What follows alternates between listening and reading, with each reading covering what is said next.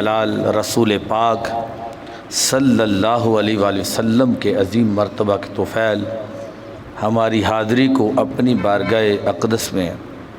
شرف قبولیت عطا فرمائے۔ آج میرا جو موضوع ہے وہ ہے انبیاء کرام علیہم السلام کی 10 چیزیں، یعنی 10 چیزوں کے لحاظ سے جو عدد تمام ہے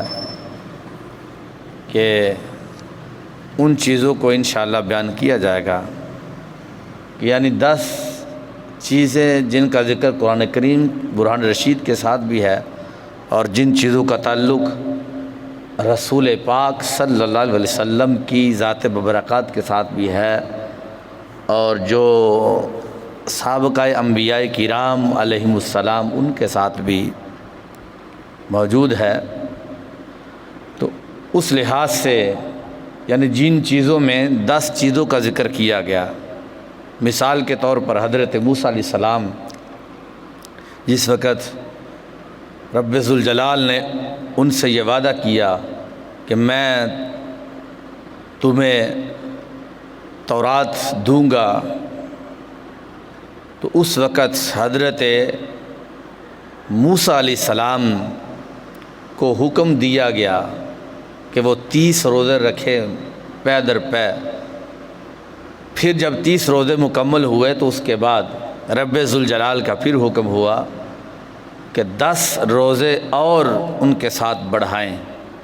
تو پھر 10 روزے انہوں نے ان کے ساتھ بڑھائے۔ وَوَعَدْنَا مُوسَىٰ 30 لَيْلَةً وَأَتْمَمْنَاهَا بِعَشْرٍ، ہم نے حضرت موسیٰ علیہ السلام سے 30 راتوں کا وعدہ لیا، پر ان کی تکمیل مزید 10 راتوں سے کر دی۔ تو یہ ذکر قرآن کریم کے اندر بھی موجود ہے کہ جن میں 10 کا عدد ہے۔ اسی طرح جو دوسرے انبیاء کرام علیہ السلام ہیں ان کا ذکر بھی موجود ہے۔ حضرت آدم علیہ السلام جس وقت محو خواب تھے تو رب ذوالجلال نے حضرت حوا علیہ السلام کو ان کی بائیں چھوٹی پسلی سے پیدا فرمایا۔ جس وقت آپ بیدار ہوئے تو آپ نے حضرت حوا رضی اللہ تعالی عنہا کو دیکھا تو پوچھا تم کس لیے ہو؟ انہوں نے آگے سے جواب دیا میں آپ ہی کے لیے ہوں۔ حضرت آدم علیہ السلام نے آپ کو چھونا چاہا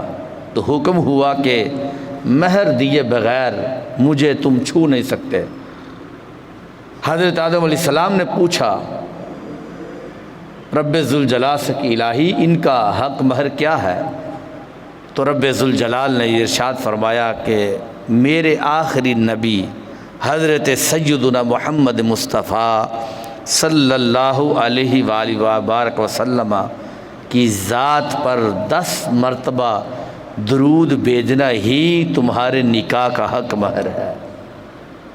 تو یہ 10 کا جو عدد تھا یہ عدد تمام یہ تو شروع سے چلتا آیا کہ یعنی جب ابھی تخلیق ہوئی تھی حضرت آدم علیہ السلام کی، پھر اس کے بعد حضرت حوا رضی اللہ تعالی عنہا کی، اس کے بعد پھر جب یہ نکاح کا سلسلہ ہوا تو کائنات کا سب سے پہلا نکاح ہی عدد تمام یعنی 10 کے ساتھ ہوا۔ ایسے ہی حضرت ابراہیم علیہ السلام کا ذکر قرآن کریم کے اندر موجود ہے اور ان کا بھی ذکر جو یہ بیان کیا گیا کہ وَإِذِ ابْتَلَىٰ إِبْرَاهِيمَ رَبُّهُ بِكَلِمَاتٍ فَأَتَمَّهُنَّ کہ اللہ تعالیٰ نے جب چند باتوں سے ابراہیم علیہ السلام کی آزمائش کی تو ابراہیم نے انہیں پورا کر دکھایا۔ ابراہیم نے انہیں پورا کر دکھایا۔ تو اب وہ 10 باتیں کیا تھی اس کو حضرت حضور غوث اعظم حضرت شیخ عبد القادر جیلانی رضی اللہ تعالی عنہ نے یہ بیان کیا جو غنیۃ الطالبین کے اندر بھی موجود ہے اور اس کے علاوہ اور بھی کتابوں میں ہے۔ اور وَإِذِ ابْتَلَىٰ إِبْرَاهِيمَ رَبُّهُ بِكَلِمَاتٍ فَأَتَمَّهُنَّ اس کی تفسیر کے اندر بھی یہ 10 چیزیں ہمارے مفسرین نے لکھی ہیں۔ اب وہ 10 چیزیں کون کون سی تھے؟ نمبر 1، اور یہ بات اس وقت کیا کہ جس وقت اللہ تعالیٰ نے چند باتوں سے ابراہیم علیہ السلام کی آزمائش کی تو ابراہیم نے انہیں پورا کر دکھایا۔ تو یہ 10 احکام تھے جن میں سے 5 کا تعلق سر سے ہے اور 5 کا تعلق سارے بدن سے ہے۔ جس کا تعلق سر سے ہے وہ یہ ہے، نمبر 1، سر کے بالوں میں مانگ نکالنا، یعنی درمیان سے جو چیر نکالا جاتا ہے۔ یہ حضرت ابراہیم علیہ السلام کی بھی سنت ہے اور ہمارے نبی پاک علیہ السلام کی بھی سنت ہے۔ نمبر 2، مونچھیں کترانا، مونچھوں کو کٹوانا۔ نمبر 3، مسواک کرنا۔ نمبر 4، کلی کرنا اور ناک میں پانی ڈالنا۔ یہ وہ 5 چیزیں ہیں جن کا تعلق صرف سر کے ساتھ ہے۔ سر کے بالوں کا چیر نکالنا، پھر مونچھیں کاٹنا،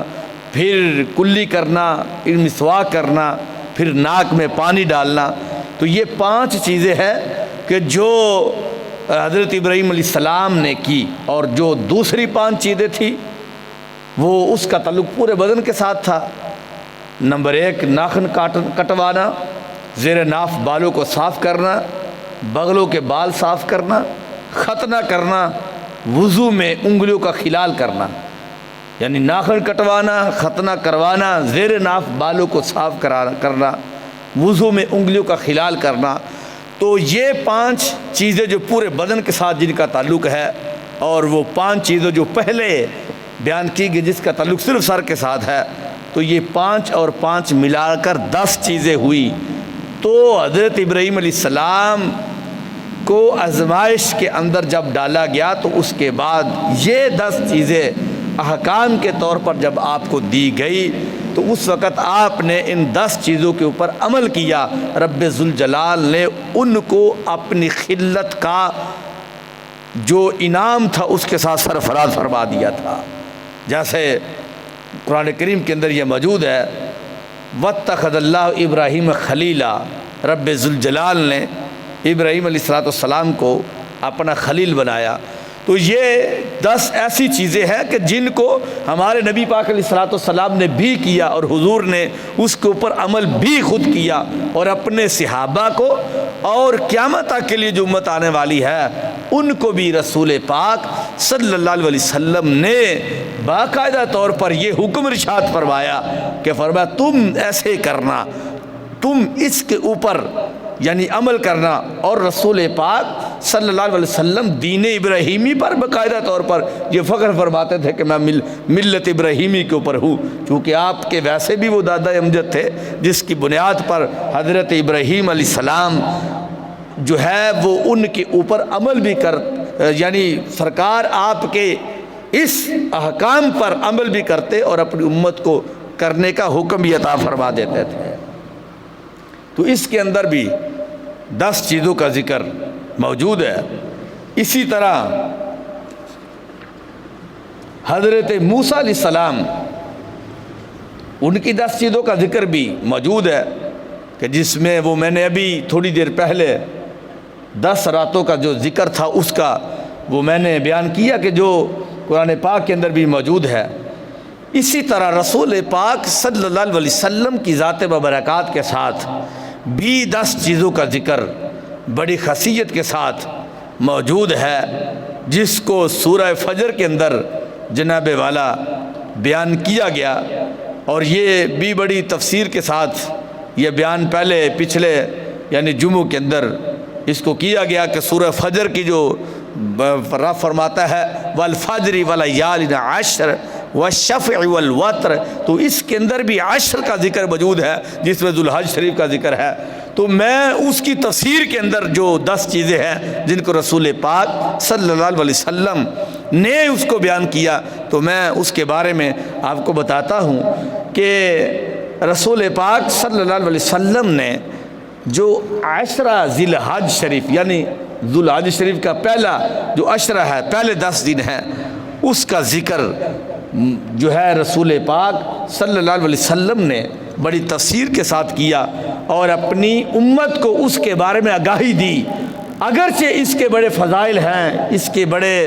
یعنی وہ برکات ہیں کہ جو نبی پاک علیہ الصلوۃ والسلام نے یہ بیان کی، اور میں نے کئی جمعوں کے اندر اس کو یہ بیان کیا، لیکن یہاں پر رسول پاک صلی اللہ علیہ وسلم نے تو بیان کرنے کے لحاظ سے اور اس کے اوپر عمل کرنے کے لحاظ سے جو سبق دیا ہے وہ یہ ہے کہ رسول پاک صلی اللہ علیہ وسلم فرماتے ہیں جو شخص ان 10 دنوں کی عزت کرتا ہے اللہ تعالیٰ اسے یہ 10 چیزیں رحمت کے طور پر عطا فرما کر ان کی عزت اور اس کی حوصلہ افزائی فرمائی ہے کہ جو بندہ ان 10 چیزوں کے اوپر عمل کرتا ہے۔ 10 چیزوں کے لحاظ سے کیا کہ یعنی 10 چیزوں میں اگر وہ روزہ رکھتا ہے، وہ پابندی سے نمازیں پڑھتا ہے، پابندی سے نیکیوں کے عمل کرتا ہے، تو اس لحاظ سے وہ جب عمل کرے گا تو نبی پاک علیہ الصلوۃ والسلام نے فرمایا رب ذوالجلال 10 چیزیں 10 انعامات ان کے اوپر فرمائے گا، جو یہ تھے کہ نبی پاک علیہ السلام نے فرمایا جو شخص ان 10 دنوں کی عزت کرتا ہے رب ذوالجلال ان کی عمر میں برکت عطا فرماتا ہے، جو ان 10 چیزوں کے 10 دنوں میں عمل کرتا ہے نیکی کا، سرکار فرماتا ہے رب ذوالجلال ان کو کثیر مال عطا فرماتا ہے، ان کے اہل و عیال کی حفاظت کرتا ہے، ان کے گناہوں کا کفارہ ہو جاتا ہے۔ 10 دنوں کی عزت کرنا نیکیوں میں اضافہ ہوتا ہے، نزا میں آسانی عطا کرتا ہے رب ذوالجلال، یعنی موت کے وقت مشکل نہیں آتی، جو جب کٹھن وقت آیا ہو موت کے وقت تو رب ذوالجلال ان کی موت، ان کی روح نکالنے میں آسانی فرماتا ہے۔ پھر سرکار فرماتے ہیں اندھیری راتوں میں جو قبر کی ہوں گی، فرمایا جو ان 10 دنوں میں نیکیاں کرتا ہے یا روزے رکھتا ہے یا نیک اعمال کرتا ہے تو رسول پاک صلی اللہ علیہ وسلم فرماتے ہیں ظلمت میں رب ذوالجلال روشنی عطا فرماتا ہے، قبر اس کی روشن ہوتی ہے۔ پھر سرکار فرماتے ہیں جب قیامت والے دن میزان میں ان کے اعمال تو لے جائیں گے تو ان کے تھوڑے عملوں کو رب ذوالجلال وزنی کر کے ان کو جنت میں مقام عطا فرما دے گا۔ پھر سرکار فرماتے ہیں ان 10 دنوں کی عزت جو ذوالحج شریف کے 10 دن ہے کرنے والا دوزخ کے طبقات سے نجات مل جاتی ہے، جنت کے درجات میں عروج عطا کرتا ہے۔ تو اب یہ 10 چیزیں تھی کہ جن کو رسول پاک صلی اللہ علیہ وسلم نے اپنی امت کو یہ دی، حالانکہ اس کے علاوہ اور بھی تو بیان کی جا سکتی تھی، لیکن یہ 10 چیزوں کو بیان کر کے عدد تمام جو تھا وہ ہوا، جس کی بنیاد پر نبی پاک علیہ الصلوۃ والسلام نے فرمایا جو ان 10 دنوں کی عزت کرتا ہے ذوالحج شریف کے رب ذوالجلال ان کے اندر ان برکات کو نزول فرما دیتا ہے۔ اور پھر یہ جو 10 دن ہے ذوالحج شریف کے پہلے، ان کی عظمت یہ بھی ہے کہ رسول پاک صلی اللہ علیہ وسلم ارشاد فرماتے ہیں جس نے اس عشرہ میں کسی مسکین کو کچھ خیرات دی اس نے گویا اپنے پیغمبروں کی سنت پر صدقہ کیا۔ صدقہ کرنا تو ویسے بھی ثواب ہے، کسی اور دن بھی کر سکتا ہے، لیکن کچھ خاص دن ہوتے ہیں کہ نیکی روزہ رکھے گا بندہ رمضان شریف کے علاوہ بھی ثواب تو مل جائے گا، یوم عاشوراء کے روزے ہیں، اس طرح ایام بید ہیں، لیکن جو ثواب رمضان شریف میں ملتا ہے وہ کسی اور دنوں میں نہیں ملتا، کیونکہ وہ خاص دن ہوتے ہیں رب ذوالجلال کے۔ اسی طرح یہ ذوالحج شریف کے دنوں کے علاوہ اگر کوئی بندہ صدقہ کرتا ہے ثواب اس وقت بھی اس کو ملتا ہے، لیکن جو اجر ان دنوں کے اندر صدقہ کرنے کا ملتا ہے رب ذوالجلال کے محبوب علیہ السلام فرماتے ہیں اور کسی دنوں کے اندر نہیں ملتا۔ تو سرکار فرماتے ہیں جس نے اس عشرہ میں کسی مسکین کو کچھ خیرات دی اس نے گویا اپنے پیغمبروں کی سنت پر صدقہ دے دیا ہے۔ نمبر 2، جس نے ان دنوں میں کسی کی عیادت کی اس نے اولیاء اللہ اور ابدال کی عیادت جو ہے وہ کی ہے، یعنی اتنا اجر اس کو ملے گا، یہ سعادت اس کو عطا فرمائے گا۔ نمبر 3، جس کسی کے جنازے کے ساتھ وہ شخص چلا گیا ذوالحج شریف کے پہلے 10 دنوں میں، اس نے سرکار فرماتے ہیں گویا شہیدوں کے جنازے میں شرکت کر ڈالی ہے، ایک شہید کا جنازہ پڑھنے والا، سرکار فرماتے ہیں جنازہ پڑھنے والے کے ہر قدم کے بدلے میں رب ذوالجلال ایک کبیرہ گناہ معاف فرما دیتا ہے۔ پھر سرکار مدینہ صلی اللہ علیہ وسلم فرماتے ہیں جس نے کسی مومن کو اس عشرہ میں یعنی ذوالحج شریف کے پہلے 10 دنوں میں لباس پہنایا کسی مومن کو، اللہ تعالیٰ اسے اپنی طرف سے خلعت پہنائے گا۔ یہ ایک خاص قسم کا لباس وہ اللہ کی جناب سے ہوگا جو عزت والا ہوگا، جو اس کو پہنائے گا کہ جو ان 10 دنوں میں اس کی عزت کرے گا۔ اور پھر رسول پاک صلی اللہ علیہ وسلم فرماتے ہیں جو کسی یتیم پر مہربانی کرے گا ان 10 دنوں میں اللہ تعالیٰ اس پر عرش کے نیچے مہربانی فرمائے گا، یعنی اپنے عرش کا سایہ ان کو ملے گا جو ان 10 دنوں میں کسی یتیم کے اوپر مہربانی کرے گا۔ اور رسول پاک صلی اللہ علیہ وسلم نے فرمایا جو شخص اس عشرہ میں کسی عالم کی مجلس میں شریک ہوا تو گویا کہ وہ انبیاء مرسلین علیہم السلام کی مجلس میں شریک ہونے کا ثواب عطا فرما دے گا، یعنی نبیوں کی مجلس میں، رسولوں کی مجلس میں وہ بندہ شریک ہوگا کہ جو بندہ اس مہینے کے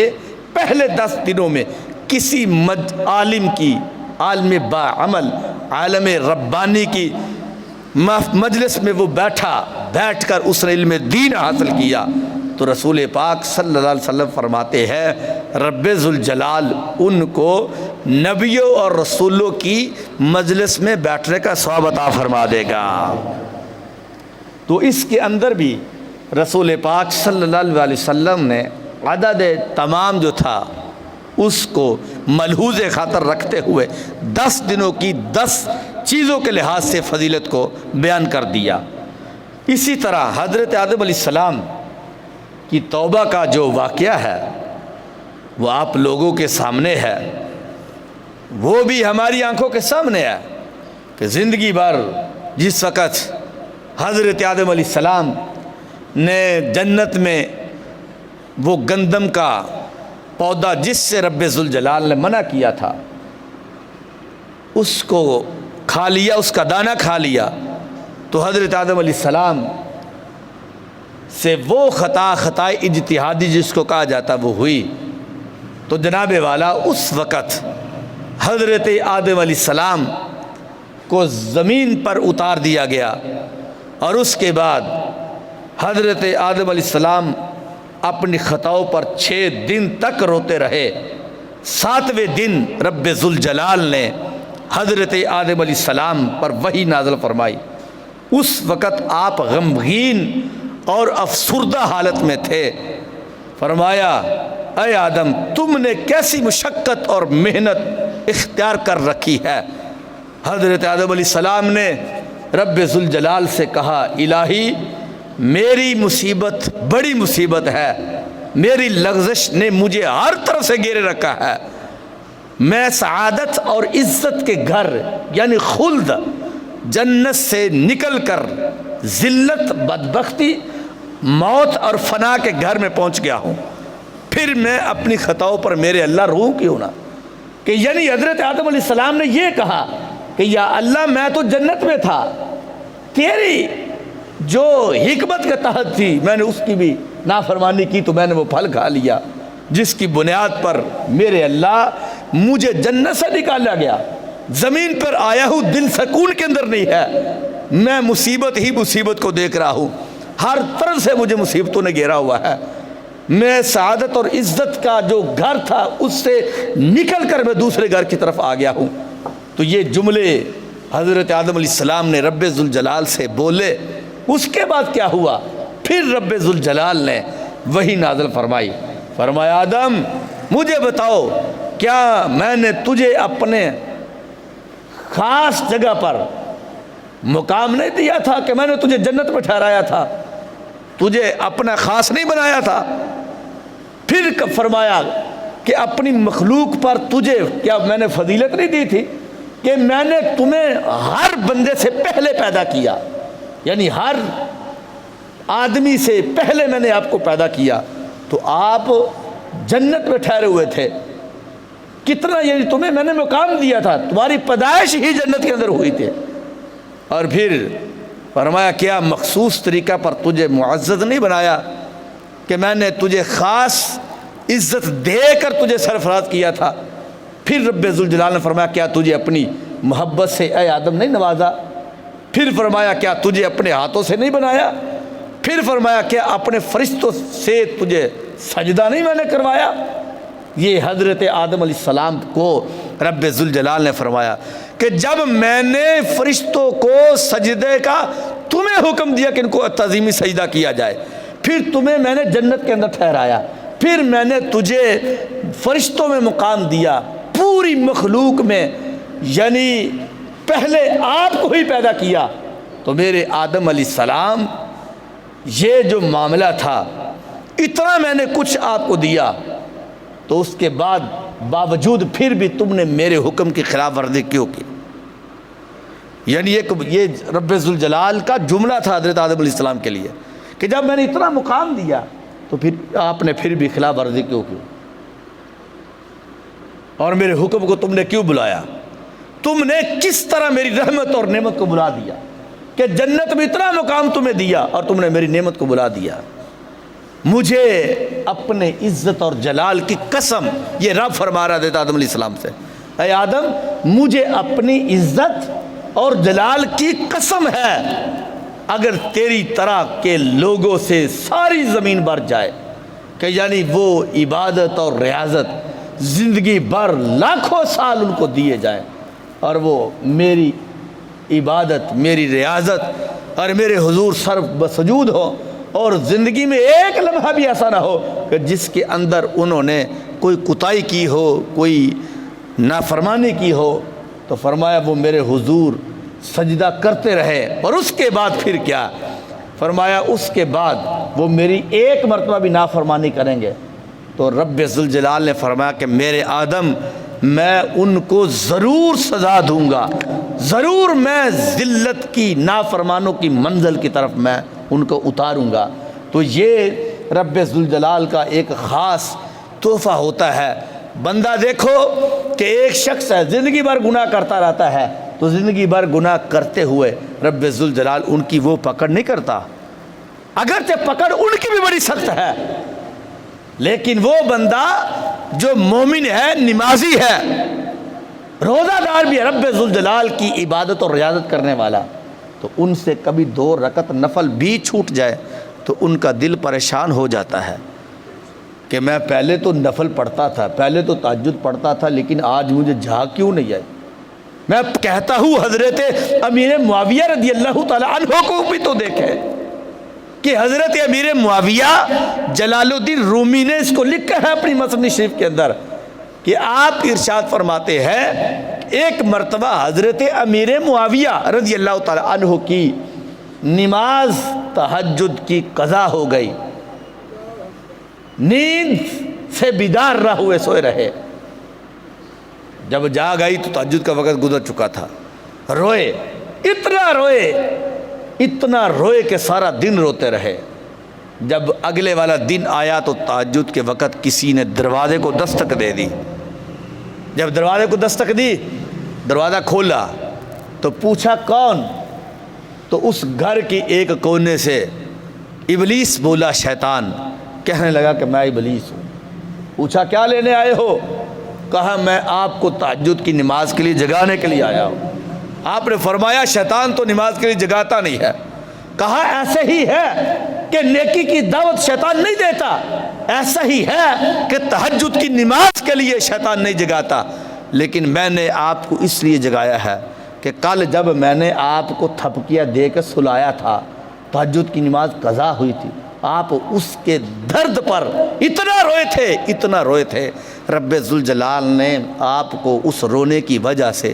ایک تہجد کے بدلے میں 7000 تہجد کی نمازوں کا ثواب عطا فرما دیا تھا۔ اب میں چاہتا ہوں کہ جو آپ جاگ کر نماز پڑھتے ہیں وہ ایک کا ہی ثواب ملے، کہ کہیں آج پھر قضا ہو جائے تو پھر ہزاروں نمازوں کا ثواب نہ مل جائے۔ تو یہ جو رب ذوالجلال کے ولی ہوتے ہیں، جو قرب خاص میں رہنے والے ہوتے ہیں، ان کی چھوٹی سی بھی خطا نہیں وہ سمجھتے، وہ بہت بڑا جرم سمجھتے ہیں، بہت بڑا جرم سمجھتے ہیں۔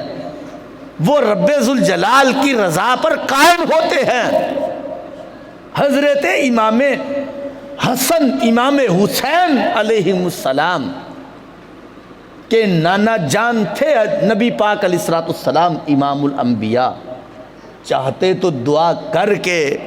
ان کی آزمائش کو ختم کروا سکتے تھے، لیکن نہیں، کیونکہ سرکار نے خود فرمایا تھا کہ میرا رب جن کو قرب دیتا ہے ان کو آزمائشوں میں مبتلا کر دیتا ہے۔ دنیا کے اندر اگر کسی کو کانٹا بھی چبھا ہوگا، قیامت والے دن وہ اس کانٹے کے چبھنے کا اجر ابن کثیر میں ہے، وہ دیکھے گا پہاڑوں کے برابر ہوگا۔ تو وہ بندہ کہے گا کہ رب ذوالجلال مجھے تو پتہ ہی نہیں تھا کہ ایک کانٹے کے چبھنے کا ثواب تم نے کتنا رکھا ہوا ہے، مجھے تو علم ہی نہیں تھا، اتنا اجر اتنا ثواب صرف ایک کانٹے کو چبھنے کا، تھوڑی سی تکلیف ملی تو مجھے اتنا ثواب مل گیا۔ تو وہ تمنا کرے گا کہ کاش کہ مجھے میرا رب دوبارہ دنیا میں بھیجے، پھر میرے بدن کو کینچیوں سے کاٹ دیا جائے، بوٹی بوٹی کر دی جائے، تاکہ مجھے اجر ایک پہاڑ نہیں، دو نہیں، رب کی شان کے مطابق وہ کروڑوں پہاڑوں کا ثواب عطا فرمائے۔ یہ سب کچھ ہے کیونکہ یہ رب کے جو بندے ہوتے ہیں ان کو پتہ ہوتا ہے، وہ رب کی رضا کے اوپر قائم رہتے ہیں، وہ کبھی بھی آگے پیچھے اپنے آپ کو ہونے نہیں دیتے۔ اور دوسری طرف تم یہ بھی دیکھو کہ ایک طرف گانے بجانے والے اشیاء ہیں، گانے بجانے والی عورتیں ہیں، اے کلمہ وہ بھی نبی پاک علیہ السلام کا پڑھتی ہے، ایک طرف وہ لوگ ہیں کہ جو مسجد کے قریب ہی نہیں ہونے جاتے، تو ان کو کچھ بھی نہیں ہوتا، فرض نمازیں چھوٹ رہی ہوتی ہے، معاذ اللہ شراب خانے میں بیٹھے ہوتے ہیں، معاذ اللہ وہ زنا چوری ڈکیتی سب کچھ کر رہے ہوتے ہیں، کسی کو وہ قتل عام کر رہے ہوتے ہیں، معاذ اللہ، لیکن ادھر ان کو کچھ بھی نہیں ہوتا۔ یعنی نہ ہونے سے مراد یہ ہے کہ رب کریم ان سے ہدایت کی تکلیف ہی چھین لیتا ہے، ان کے اندر خوف ہی نہیں ہوتا۔ لیکن ادھر دوسری طرف دیکھیں کہ ایسے بندے بھی موجود ہوتے ہیں کہ جس وقت قرآن کریم کی آیات کی تلاوت کی جاتی ہے، قرآن کریم پڑھا جاتا ہے، رب کے عذاب کی آیات جو ہے ان کی تلاوت کی جاتی ہے، تو ان کے دل ڈر جاتے ہیں۔ رب فرماتا نا الذین اذا ذکر اللہ واجلت قلوبہم وَإِذَا تُلِيَتْ عَلَيْهِمْ آیَاتُ زَادَتْهُمْ ایمانا وَعَلَىٰ رَبِّهِمْ يَتَوَکَّلُونَ۔ فرمایا کچھ لوگ ایسے بھی ہیں کہ جب قرآن کریم کی تلاوت ان کے سامنے کی جاتی ہے تو ان کے دل لرز اٹھتے ہیں، ایمان اور بڑھ جاتا ہے، مطلب اس کے اندر چاشنی آتی ہے۔ یہ رب ان کی صفتیں بیان کر رہا ہے، رب کریم، اور پھر آگے پتہ کیا فرمایا؟ انہی کے بارے فرمایا اولئک هم المؤمنون حقا، فرمایا اصل میں سچے مومن یہی ہے، یہی سچے مومن ہیں، یہی حق والے مسلمان ہیں، مومن ہیں۔ لہم درجات عند ربہم، فرمایا انہی کے درجے ہم نے اپنی جنت میں رکھے ہوئے ہیں۔ کیسی بات ہے کہ رب فرمانا کہ یہ ان کے درجے میرے پاس ہیں، یعنی میں اپنی جناب سے ان کو عطا فرماؤں گا۔ یعنی ایک آپ دنیاوی اعتبار سے آپ سمجھ لیں کہ ایک آدمی ہے یا کوئی استاد ہے، وہ کہتا ہے یہ چیز تقسیم کر ڈالو، طلباء میں 20 طلباء ہیں، ان کو جناب والا وہ طالب علم ایک اٹھتا ہے تو سب کو تقسیم کر رہا ہوتا ہے۔ جب ایک یا دو طالب علم رہ جاتے ہیں یا منظور نظر جو ہوتے ہیں تو استاد کہتا ہے کہ یہ مجھے دو، میں خود ان کو دیتا ہوں۔ تو اس کا مطلب ہوتا ہے کہ وہ طالب علم یا وہ مرید کہ جن کے سر کے اوپر ہاتھ ان کے استاد یا پیر کا ہوتا ہے، ولی کامل کا، اس کا مطلب یہ ہوتا ہے کہ اس کا کوئی مقام ہے، اس کی کوئی عزت ہے۔ تو ادھر ہے دنیاوی مخلوق جو رب کی پیدا کی ہوئی ہے، تو وہ بھولے نہیں سماتا، کہتا یہ تو میرے استاد محترم نے یہ مجھے تحفہ دیا تھا، یہ تو میرے والد گرامی نے، میری والدہ محترمہ نے تحفہ دیا تھا، یہ میرے مرشد گرامی مرشد کامل نے یہ مجھے کپڑے دیے تھے، میں تو اس کو سنبھال کے رکھوں گا، دنیا میں جاؤں گا تو کفن پہن کے جاؤں گا۔ لیکن تم سوچو تو صحیح کہ اس ولی کا مقام یہ ہے، تو پھر اس ولی کے رب کا معاملہ کیا ہو کہ یعنی جب وہ ولی کا رب، تمہارا اور ہمارا رب جو پوری مخلوق کو پیدا کرنے والا ہے، جب وہ اپنے بندوں کو عطا فرماتا ہے یا ان کے بارے میں کہے لہم درجات عند ربہم، ایک ہے تم کہو کہ یہ بڑا اچھا بچہ ہے، یہ بڑا اچھا آدمی ہے، میں کہتا ہوں، کہہ دیتے یہ عالم دین نے کہا، کسی اللہ کے نیک بزرگ نے کہا،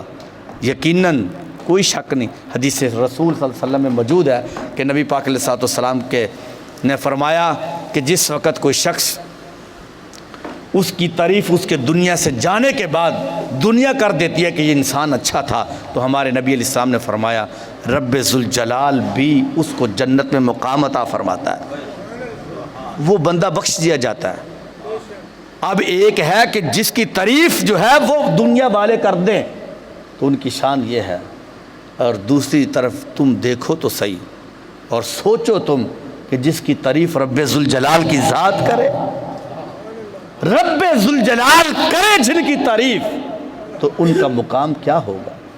کیا عظمت اور کیا شان اس مومن کی ہوگی۔ تو رب انہی کے بارے میں فرماتا ہے لہم درجات عند ربہم، فرمایا ان کے درجے ہیں ان کے رب کے پاس ہیں، ان کو پریشان ہونے کی ضرورت نہیں ہے، دنیا والے نہیں تعریف کرتے تو نہ کریں ان کی،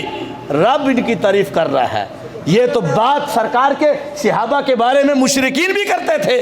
کہ جس وقت حضرت بلال حبشی کو، حضرت عبداللہ بن مسعود کو، حضرت ابو ہریرہ کو یا دیگر جو صحابہ کرام علیہم رضوان تھے، صحابہ صفا تھے، وہ بیٹھے ہوتے تھے تو انہوں نے اون کا لباس پہنا ہوا ہوتا تھا، ٹاٹ کا بوری کا لباس پہنا ہوا ہوتا تھا، تو ان کے بدن سے یعنی پسینہ ظاہر ہے، پسینہ بھی آ جاتا ہے، تو وہ لوگ ان کے بارے میں کہتے تھے کہ ہم بھی یا اے محمد صلی اللہ علیہ وسلم آپ سے ہم بھی ملاقات کرنا چاہتے ہیں، جو بڑے بڑے مشرکین تھے کرنا چاہتے ہیں، لیکن یہ آپ کے پاس یہ لوگ بیٹھے ہوئے ہوتے ہیں، یہ معاذ اللہ کہتے ہیں یہ غریب لوگ ہیں، غربا ہے، ان کے بدن سے کے اندر سے جو پسینہ نکلتا ہے ہمیں ان کی بو تنگ کرتی ہے معاذ اللہ، یہ وہ لفظ ان کے بارے میں بولتے تھے، لہٰذا ہمیں علیحدہ ٹائم دیا جائے اور ان کو علیحدہ ٹائم دیا جائے۔ تو رب ذوالجلال نے قرآن کی آیت نازل فرما دی، فرمایا میرے محبوب علیہ السلام آپ اپنے ابو ہریرہ کو نہ چھوڑنا، یہ ظالم مشرکین نہیں کلمہ پڑھتے تو نہ پڑھیں، آپ اپنے ابن مسعود کے سے ظاہری طور پر بھی دور نہ ہونا۔ فرمایا یہ جو آپ کے غلام بلال حبشی ہیں، فرمایا محبوب علیہ السلام آپ جانتے ہو کہ یہ کتنی کتنی دور سے آئے ہیں، اپنی ماں کو باپ کو چھوڑ کر آپ کے پاس آ گئے ہیں۔ بلال حبشی سے تو پوچھے جو اپنا شہر ہی بھول چکا ہے کہ وہ شہر کی کس گھر کے کس کونے پہ میرا گھر ہے، تو وہ سب کچھ چھوڑ کر میرے نبی علیہ السلام یہ آپ کے پاس آئے ہیں۔ تم ان کی تاریخ بھی جانتے ہو کہ امیہ بن خلف نے بلال حبشی کے ساتھ کیا کیا نہیں کیا، حضرت عثمان بن عفان کے ساتھ کیا کیا نہیں ہوا، یہ تمہارے جو غلام ہیں ان کے ساتھ کیا کیا نہیں ہوا، تو آپ ان کو چھوڑ کر کبھی بھی ان کے پاس نہ بیٹھنا، وہ جہنم میں جاتے تو چلے جائیں۔ میرے نبی علیہ السلام یہ آپ کے غلام وہ ہیں کہ اپنی گردنیں تو کٹوانا پسند کر سکتے ہیں، لیکن آپ کے بارے میں ایک لفظ بھی نہ زیبا سننا گوارا نہیں کر سکتے۔ تو یہ ہیں، یہ تو اس وقت بھی تھا۔ تو اس واسطے کہ رب ذوالجلال انہی کے بارے میں فرماتا ہے اولئک هم المؤمنون حقا، فرمایا یہی وہ سچے مومن ہیں، حق والے ہیں، لہم درجات عند ربہم، اور ان کے درجے یہ میرے ہاں ہیں۔ قیامت والے دن جب یہ جنت میں داخل ہوں گے، یہ بڑے بڑے محلوں والے، یہ مشرکین، یہ دنیا دار لوگ، یہ جس وقت یہ جہنم میں جا رہے ہوں گے، اور جن کو یہ غریب لوگ سمجھتے ہیں، فرمایا یہ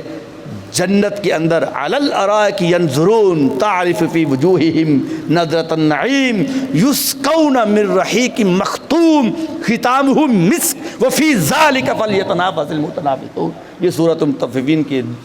جو ہے وہ آخر میں اس کو بیان کیا گیا، فرمایا یہ تختوں کے اوپر جنت میں بیٹھے ہوئے ہوں گے، پھل کھا رہے ہوں گے، جام پی رہے ہوں گے. ان کے جو ہے وہ جام بھی وہ کہ جس کے اندر سے کستوری سے بھی زیادہ خوشبو نکل رہی ہوگی اور جو جسم کو تر و تازہ کر دینے والی ہوگی. فرمایا وہ اس وقت تختوں کے اوپر بیٹھ کر یہ جام پی رہے ہوں گے، اور یہ مشرکین جو دنیا والے تھے یہ جہنم کا کے اندر جا کر جہنم کا گندا پی رہے ہوں گے. اور یہ وہ جہنم کا وہ اگلتا ہوا جو پانی تھا وہ گرم کہ جس کو پیتے ہی اندر کی انتجے کٹ جائیں. فرمایا یہ وہ پانی پی رہے ہوں گے. میرے نبی علیہ الصلوۃ والسلام اپنے غلاموں کو اپنے پاس کیجئے گا. تو یہی ساری وجہ ہے کہ حضرت آدم علیہ السلام نے جس وقت رب ذوالجلال سے کہا کہ میرے رب میرے اوپر یہ معاملات آگے ہیں، یہ مصیبتیں ہیں، یہ آزمائشیں ہیں، تو رب ذوالجلال نے پھر ان کے بارے میں گنوایا. اور میں نے تمہیں اتنی عزتیں دی، اتنا مقام دیا، اور تم نے جنت کے اندر وہ درخت کا پھل کھا لیا کہ جس سے میں نے آپ کو منع کیا تھا. تو اس کے بعد پھر حضرت آدم علیہ الصلوۃ والسلام جو ہے وہ زمین پر تشریف لائے، یہاں تک کہ حضرت آدم علیہ السلام ایک پہاڑ تھا، اس پہاڑ کے اوپر جناب والا بیٹھ کر روایات میں آتا ہے کہ 300 سال تک آپ روتے رہے. 300 سال تک، یہاں تک کہ جب روتے تو آپ کے رونے کے جو آنسو تھے اتنے آنسو نکلے کہ وہ ندیاں پانی کی بن گئی. اس طرح وہ پانی نکلتا تھا اس خطا کے اوپر رونے کی وجہ سے اتنا. یہاں تک کہ پھر 300 سال کے بعد حضرت جبریل علیہ السلام حضرت آدم علیہ السلام کے پاس آئے اور آ کر کہتے ہیں کہ یا آدم، یا نبی اللہ، میں آپ کو ایک حل بتاتا ہوں. وہ حل کیا ہے؟ فرمایا جاؤ آپ حرم کعبہ میں چلے جائیں، آپ حرم شریف میں چلے جائیں. تو جس وقت وہ حرم کعبہ میں آپ گئے، وہ حرم شریف کی وہ جو حدود ہے وہاں پر آپ وہاں پر جائیں اور آپ ذوالحج شریف کے آنے کا انتظار کریں، ان کے آنے کا انتظار کریں. آپ وہاں پر جب آئے تو کہتے ہیں کہ آپ جب ایک پاؤں اٹھاتے، چونکہ آپ کے بارے میں مشکات شریف کے اندر بھی حدیث شریف موجود ہے کہ آپ کا جو قدم مبارک زمین سے لے کر اوپر تک یہ 180 فٹ تھا. 180 فٹ آپ کا قدم مبارک تھا حضرت آدم علیہ السلام کا. تو آپ وہاں سے بڑے بڑے قدم یعنی آپ چلتے تو اس وقت حرم کعبہ میں آپ پہنچے تو آپ نے حرم کعبہ شریف یعنی کعبہ شریف کو جو ہے وہ اس جگہ کا طواف کیا کہ جس جگہ پہ زمین بننے سے پہلے کعبہ شریف کو فرشتوں نے بنایا تھا پانی کے اوپر. جب طواف کیا تو آپ نے اس وقت یعنی جب طواف کر رہے تھے تو آپ پھر اسی جگہ پر بیٹھ کر رب ذوالجلال کا ذکر و اذکار کرنا شروع ہوئے. تو اس وقت پھر یہ ذوالحج شریف کا مہینہ یہ رواں دواں ہوا. تو حضرت آدم علیہ السلام نے اس وقت پھر حرم کعبہ کی سرزمین پر کھڑے ہو کر رب ذوالجلال سے کہا تھا اللہم اغفر ذنبی بحق محمد صلی اللہ علیہ وسلم. یا اللہ مجھے 300 سال گزر گئے ہیں تیرے حضور توبہ کرتے ہوئے. تو آج تجھے یہ ذوالحج شریف کے مہینے جو برکت والا ہے اس مہینے کے اندر میں تجھے آخری نبی کا واسطہ دیتا ہوں کہ میرے گناہ میری اس خطا کو جو ہے وہ معاف فرما دے. تو رب ذوالجلال کی طرف سے ہاتف غیبی سے یہ آواز آئی کہ میرے آدم ہم نے تمہاری توبہ کو قبول فرما لیا ہے. تو یہ پورا پس منظر تھا جو میں نے آپ لوگوں کو سنایا. تو یہی ایک حقیقت ہے. ذوالحج شریف کے جو پہلے 10 دن ہیں ان کی بڑی برکت ہے لیکن انسان نہیں سمجھتا. نبی پاک علیہ السلام کی حدیث پاک ہے، حضور نے فرمایا رمضان شریف کا مہینہ 11 مہینوں کا سردار ہے. اور نبی پاک علیہ السلام فرماتے ہیں ذوالحج شریف کے جو پہلے 10 دن ہیں رمضان شریف کے مہینے کے علاوہ ان 10 دنوں کے برابر کوئی دن نہیں ہے. یعنی اتنی اس کی فضیلت بیان کی گئی. یعنی آپ سوچیں کہ جبریل علیہ السلام نے آ کر کہا کہ آدم آپ ذوالحج شریف کے مہینے کا انتظار کریں تو ان دنوں کے اندر آپ رب سے کہنا رب تمہاری بات کو مان لے گا. یہی وجہ تھی کہ جب میدان عرفات میں تھے نبی پاک علیہ السلام حج کرنے یعنی جب حرم کعبہ سے وہاں پر پہنچے حج کرنے کے لیے تشریف لے گئے تو میدان عرفات میں تھے. نبی پاک علیہ السلام کے چہرے پر تبسم آ گیا، آپ مسکرائے. تو حضرت بلال حبشی کا بلال ان کو جو ہے وہ چپ کرو، صحابہ کو چپ ہو گئے. فرمایا میں تم سے کوئی بات کرنا چاہتا ہوں. تو صحابہ نے کہا محبوب حکم ہو. نبی پاک علیہ الصلوۃ والسلام نے فرمایا کہ اللہ کریم آج کے دن میں تجھے سلام دے رہا ہے، تجھے سلام دے رہا ہے۔ تو صحابہ کرام علیہ رضوان نے کہا محبوب علیہ الصلوۃ والسلام ہمیں رب کا سلام آیا ہے؟ تو حضرت عمر فاروق پاس کھڑے تھے کہ محبوب علیہ الصلوۃ والسلام یہ سلام ہمیں آیا اس لیے کہ ہم آپ کے غلام ہیں اور آپ کو دیکھ کر آپ نے کلمہ پڑھا۔ صحابہ تو کیا جو بات بیانے والے لوگ ہیں ان کے اوپر بھی یہی سلام آئے گا؟ نبی پاک علیہ السلام نے فرمایا ہاں، فرمایا قیامت تک کے لیے جو آج کے دن میں اس جگہ پہ آئے گا، فرمایا یہ ذوالحج شریف کی برکت ہے، اللہ کی طرف سے ان کے اوپر بھی سلام آتا رہے گا۔ تو یہ اس کی برکتیں ہیں۔ اللہ کریم کے حضور دعا ہے خالق کائنات جل جلالہ ہمیں حج بیت اللہ کی حاضری بار بار نصیب فرمائے۔ جن لوگوں نے قربانیاں کر ڈالی ہیں اللہ حضور کے صدقے سے ان کی قربانیاں اپنی بارگاہ میں شرف قبولیت عطا فرمائے۔ وما علیہ الا البلاغ۔